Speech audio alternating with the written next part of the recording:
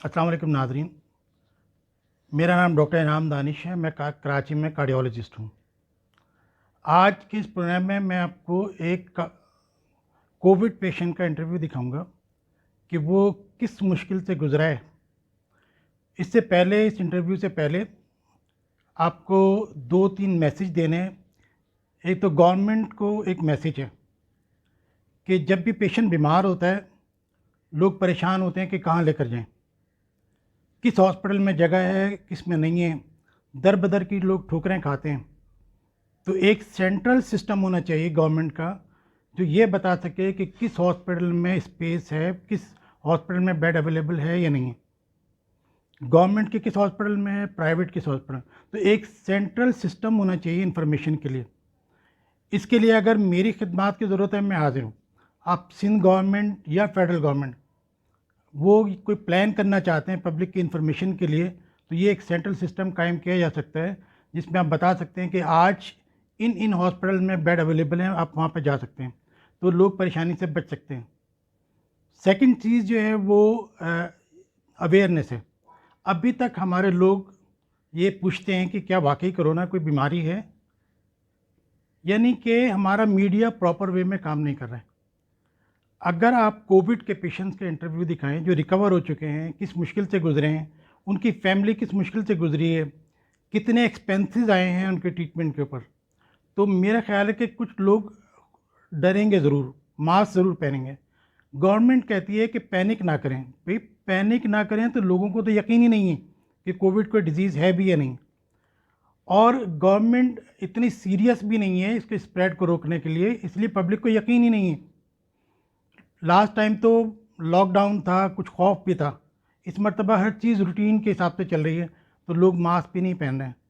तो ये मैं दो मैसेजेस देना चाहता हूँ। एक सेंट्रल इंफॉर्मेशन सिस्टम कायम किया जाए, और दूसरे ये कि मीडिया पे प्रॉपर लोगों में अवेयरनेस पैदा की जाए, उनको डराया जाए कि ये कितनी ख़तरनाक बीमारी है और कितना सिंपल वे में इससे बचा जा सकता है मास्क पहन के। आइए हम आपको दिखाते हैं अपने एक पेशेंट का इंटरव्यू, और फिर आप देखेंगे कि किस तरीके से लोग अजियत से गुजर रहे हैं। अस्सलाम वालेकुम। मेरा नाम रोमान है। मैं फिजियोथेरेपिस्ट हूँ। मैं कराची में रहता हूँ। हम लोग पहली जो लहर थी कोरोना की, उसमें बहुत ज़्यादा एहतियात कर रहे थे। हर तरह से एसओपीज़ का ख्याल कर रहे थे। मास्क का इस्तेमाल कर रहे थे क्योंकि बहुत ज़्यादा डरे हुए थे। फिर पहली लहर में मेरे मामू का भी इंतकाल हो गया था कोरोना से। उसके बाद ये हुआ कि आहिस्ता आहिस्ता जैसे सब लोग इसको नज़रअंदाज करने लगे थे, हम लोगों ने भी इसी तरह किया। अपनी तरफ से कोशिश करते थे कि तमाम एसओपीज़ का ख्याल रखें, मगर एक दो दफ़ा इस तरह हुआ है कि मास्क का इस्तेमाल नहीं हो सका। तो मुझे लगता है शायद मैं तभी इफ़ेक्टेड हुआ। मुझे फ़ीवर और बॉडी, एक जिस्म में दर्द और बुखार आया, तो मैं समझा शायद मौसमी बुखार है। एक दो दिन के बाद जब मेरी तबीयत और ज़्यादा ख़राब होनी शुरू हो गई, मुझे खांसी और सांस लेने में मुश्किल होनी शुरू हो गई, तो फिर मैंने अपना कोरोना का टेस्ट कराया। वो मेरा कोरोना का टेस्ट पॉजिटिव आ गया। तो मुझे और ज़्यादा डर हो गया कि भाई अब क्या करना है इसके लिए। तो मैंने जो है वो, मुझे कहा गया कि भाई तुम हॉस्पिटल एडमिट हो जाओ।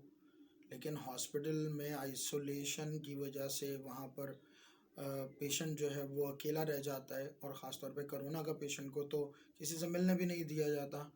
तो इस खौफ की वजह से मैं हॉस्पिटल नहीं जाना चाहता था। तो मुझे मशवरा दिया गया कि आप किसी अच्छे डॉक्टर से कंसल्ट करें ऑनलाइन। तो इन्फेक्शन डिजीज़ के एक सीनियर डॉक्टर का मुझे कहा गया। मैंने उन्हें ऑनलाइन उनसे कंसल्टेंसी की। बहुत अच्छा उन्होंने मुझे गाइड किया। बहुत अच्छी डॉक्टर मिली मुझे। उन्होंने मुझे ऑक्सीजन का कहा कि ऑक्सीजन यूज़ की जाए, रेमडेसिविर की इंजेक्शन, डेक्सामेथासोन की इंजेक्शन, ये उन्होंने मुझे कहा कि आपको अब ये लगवाने पड़ेंगे। अल्हम्दुलिल्लाह दूसरे तीसरे दिन से मेरी तबीयत बहुत अच्छी होनी शुरू हो गई थी, अल्लाह का शुक्र है। अभी मैं अपनी आइसोलेशन ही कंप्लीट करके बाहर आया था कि मुझे अपने फादर की तबीयत का पता चला कि वो आईसीयू में एडमिट हो गए हैं। मेरे फादर के साथ भी यही इशू हुआ। वो भी कोरोना पॉजिटिव हुए, और कुछ टाइम हमने उन्हें आइसोलेशन में रखा, मगर उनकी तबीयत बहुत ज़्यादा बिगाड़ में आनी शुरू हो गई, बहुत ज़्यादा ख़राब होनी शुरू हो गई। क्योंकि शुगर पेशेंट भी थे, उनको किडनी का भी इशू था, तो इस वजह से वो शायद सरवाइव नहीं कर सके। मैं यंग था तो सरवाइव कर गया। वो आइसोलेशन के बाद ये हुआ कि जब उनकी तबीयत बहुत ज़्यादा ख़राब हुई तो हम लोगों ने उन्हें हॉस्पिटल ले गए। हॉस्पिटल में उन्हें आईसीयू में एडमिट कर लिया गया। पहले अपनी तरफ से कोशिश की कि कोई गवर्नमेंट हॉस्पिटल में उनको एडमिशन मिल जाए, तो बहुत सारे गवर्नमेंट और फिर प्राइवेट की तरफ आए, तो कहीं पर भी हमें बेड नहीं मिला पेशेंट के लिए। सब जगह ये कहा गया जी हमारे पास कोई स्पेस नहीं है। एक प्राइवेट हॉस्पिटल ने उनको रखने के लिए एग्री किया आईसीयू में, उनका ट्रीटमेंट फिर वहाँ हुआ, मगर ये कि वो सरवाइव नहीं कर सके।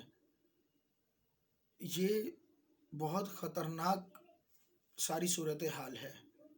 एक गरीब आदमी किस तरह से इन सारे मामलात को बर्दाश्त कर सकता है। मैं तो ये कहूँगा कि इन सारे मामलात को, इतने एक्सपेंसिव ट्रीटमेंट को कोई अपर क्लास भी मुश्किल से बेयर करेगा, बर्दाश्त कर सकेगा, क्योंकि 1 लाख 1.5 लाख इस तरह से एक दिन के चार्ज करते हैं प्राइवेट हॉस्पिटल, और गवर्नमेंट हॉस्पिटल में तो बिल्कुल भी जगह नहीं है। अभी रिसेंटली मेरे एक दोस्त के फादर की डेथ हुई, उसने मुझे बताया है कि उनका बिल 31-32 लाख रुपए प्राइवेट हॉस्पिटल ने बना कर दिया डेड बॉडी के साथ। यानी कि डेड बॉडी भी दी जाती है और इतना भारी अमाउंट का बिल भी दिया जाता है। बहुत मुश्किल, बहुत परेशान सूरत हाल है। हर एक को एहतियात करके चलना चाहिए। बहुत तकलीफ़देह सूरत हाल है, बहुत तकलीफ़देह मामला है। मैंने अपने फादर को बहुत तकलीफ़ में देखा। लास्ट जो आईसीयू के उनके डेज थे बहुत तकलीफ़ के थे। सबको मास्क इस्तेमाल करना चाहिए, सबको एसओपीज पर पूरा उनको फॉलो करना चाहिए। ये बहुत परेशान और बहुत बहुत तकलीफ़देह बीमारी है। परेशानी इस तरह से कि आपकी पूरी फैमिली परेशान हो जाती है। पेशेंट तो तकलीफ़ में है, उसकी पूरी फैमिली भी परेशान है उसके साथ। अल्लाह ताला सबको अपने हिफ्ज़-ओ-मान में रखे। बहुत शुक्रिया।